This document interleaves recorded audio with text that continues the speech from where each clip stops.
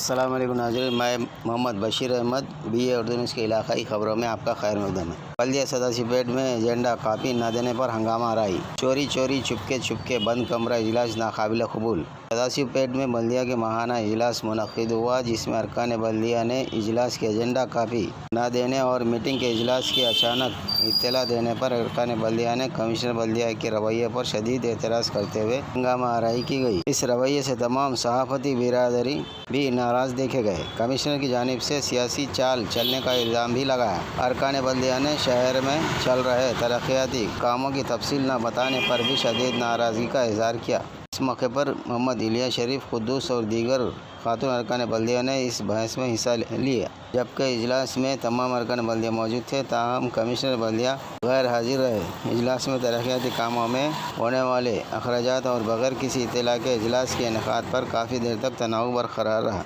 देखते रहिए अगली खबरों के लिए BA उर्दू न्यूज़ सदाशिवपेट।